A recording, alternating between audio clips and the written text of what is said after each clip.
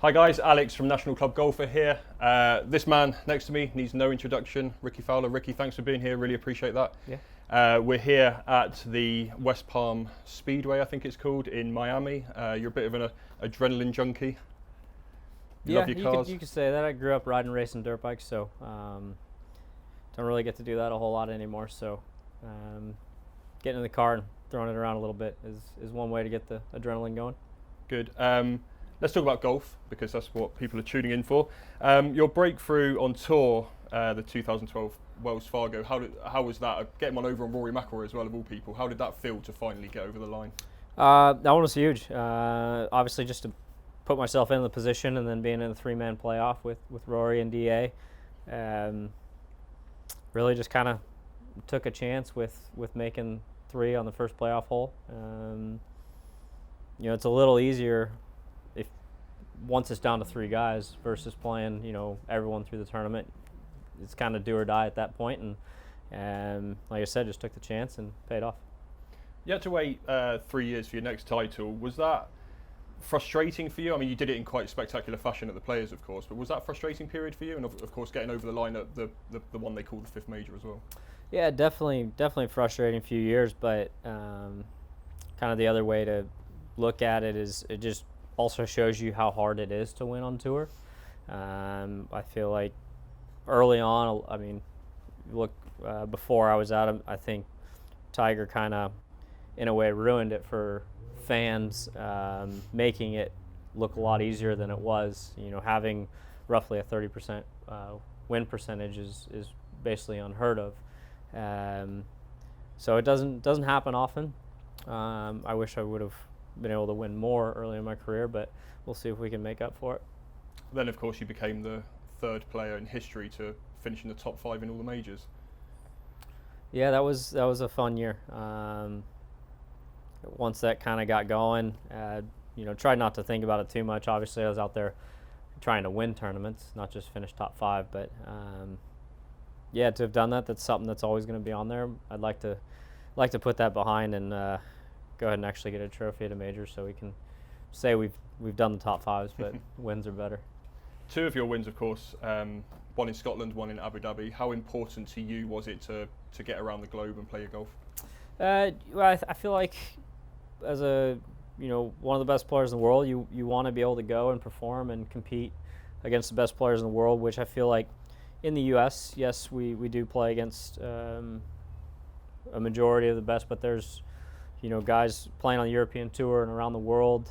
You're also playing different styles of golf courses, different climates, dealing with time change. I think being able to show that you can go and play and win around the world is kind of big at rounding out kind of you as a golfer in your career. So to get the win in Abu Dhabi, to win the Scottish Open, for me, links golf is my favorite, so it was nice to get the Scottish. That's a lovely segue into my next question. We'll stay in Scotland because, of course, you made your Open Championship debut at the home of golf. I mean, I can't think of a better place to start your Open career. It was definitely a cool place to do it. Almost missed the weekend. The first day, had to go play in the wind. Didn't play so well, and then Friday finished my round. Again, it was still windy. Played really well to basically make the cut on the number, and it was, just blowing so hard that after we'd finished, I think it just picked up just a little bit more, enough to where they called play for a bit. So, it shows you it was blowing pretty good.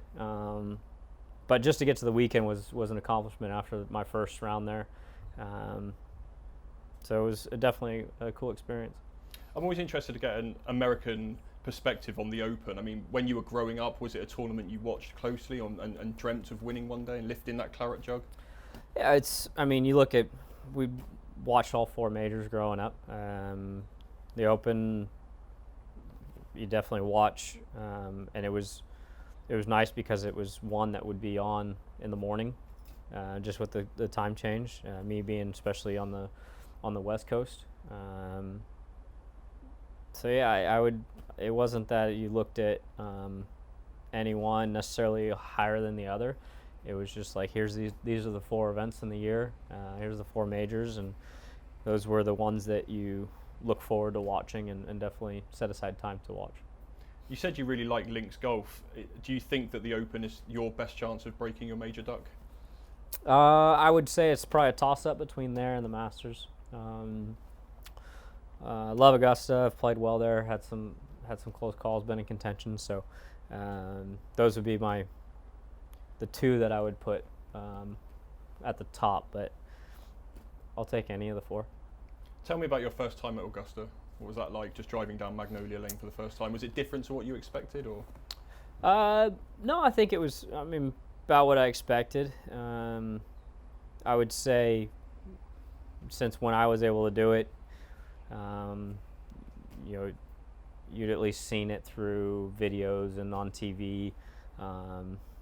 Maybe a few years back, for some other guys, social media and stuff weren't really around to have seen a place beforehand.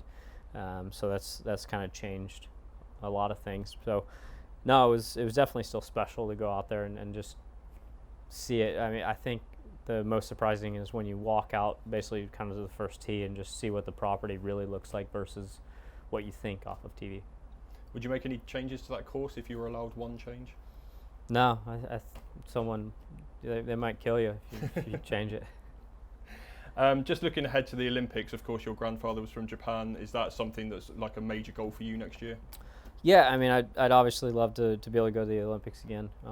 Had a great time in Rio, but I've definitely got some work to do, and gonna focus on getting some wins and playing well, and then if the Olympics fall into place, they fall into place.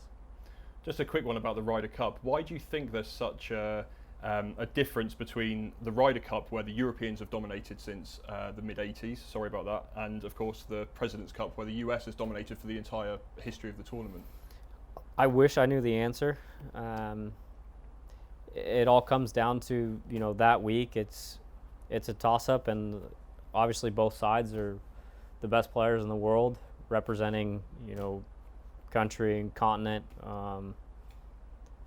It all comes down to which side plays better, who makes more putts, and damn European team is just keeps killing us. Do you want to be captain one day, either of them? I'd love to. Yeah, no, it'd be a blast. The team events are some of the most fun weeks of, the year and of your career, especially when you talk to guys like Tiger and Phil about it. They're special weeks. It'd be a lot more fun being on the winning side more often, but at least I've gotten to see the winning side of Ryder Cup at Hazeltine. But yeah, it hasn't been a good run for 20 or so years for the U.S. in the Ryder Cup. You've had a couple of interesting rules incidents in your career. Thankfully, it didn't affect you in Phoenix. Is there anything about the new changes to the rules that you particularly like or particularly don't like? I think there's been some good changes, and I think there's some that maybe can be adjusted a little bit. I'm not a big fan of how it looks of dropping from the knee. I understand why they went to it, but also adjusting the where the ball's being dropped.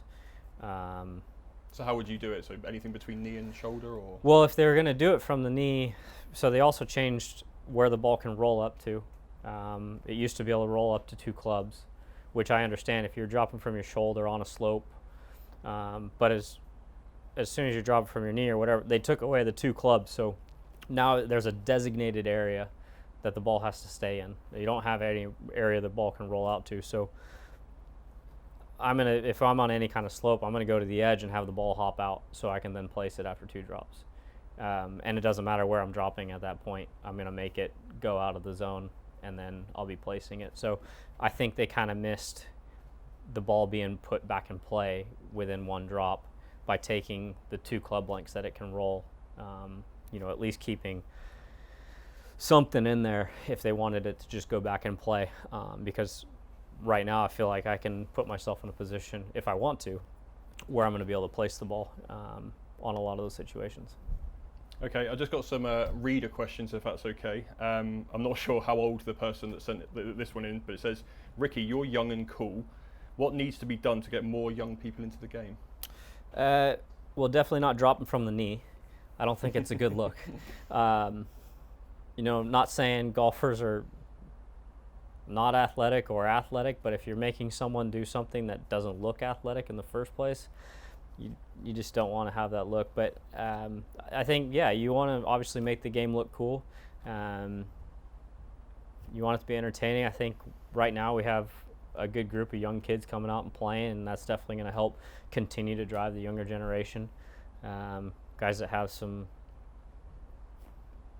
little character to them between, you know, Matt and Javi, and Morikawa is a little bit more just the down the middle and classic golf swing. But that's the big thing. We still need to keep these young guys coming in so that they can continue to inspire the younger generation. So I had a great time kind of holding the torch for a bit with some other guys like Rory, and we still have to continue doing our thing, but we got some backup with guys like JT and Jordan, and then down the line. Okay, Andy wants to know when's the next Golf Boys single coming out. I'm not sure. I think I might have put my singing and dancing career to rest. Are you still friends with those guys? Because you kind of moved from hanging out with like Hunter and Bubba and all that lot, and then you were hanging out on the famous spring break photos with JT and Spieth. Are you guys all still pals? Oh yeah, definitely. They're still good buddies. You know, I'd like to see Hunter back out playing well. You know, same with Ben. They've kind of been bouncing around a little bit, but you know, still guys that are friends, stay in contact, and always pulling for them. You know, Bubba's always been one of my best buddies out there. But yeah, I would say I've spent over the last few years a lot more time with JT and Jordan. Part of that being we don't have families or kids. We have significant others, but becomes a little different once kids come into the picture. This one's from Joe. Lots of controversy around Brooks Koepka and Rory McIlroy and the Player of the Year this year. First of all, he wants to know who you voted for. I imagine you're going to say no comment. I'll rephrase the question for him though. Whose season would you rather have had? You know, I would have taken either one. Yeah, I don't know. I think when you get to that point, it's like they both played some damn good golf. I think there was gonna be controversy with whoever got picked, and I think that's just kind of compliments to them for two of them putting together damn good year of golf. Maybe it should have been just hand them both a trophy. Who is the most famous non-golfer in your phone? Most famous non-golfer. Saw you hanging out with Matthew McConaughey the other day. He's probably up there. He's pretty famous. That, or like, I mean, Michael Jordan's, he's like full-time golfer now, but not technically a golfer. So MJ's probably one of the most famous people in the world. You were so desperate to play that off really coolly. You're like, oh yeah, I just got Michael Jordan's phone number. No, I had to think about it for a second. Well, he's a local down here, so. Finally, this is from James. One piece of advice you would give a mid-handicapper golfer that wants to get into single figures? Mid-handicap. I think biggest thing is working on kind of the 100 yards and in at that point. At least mid-handicap sounds like can at least hit the ball all right. Figure out how to score, how to eliminate little shots around the green, taking doubles out of play, and I think a lot of that comes from, some of it is course management, but 100 yards and in, getting better with your wedges, and then being able to get the ball up and down when it is simple, and then no three putts. Rickie, I know you're desperate to get back out there and race your car again, so I'm going to let you go. Guys, thanks for watching. National Cup Golfer on all social media channels, just search for it, follow our YouTube channel. I'm Alex Perry, Rickie Fowler. We'll see you next time.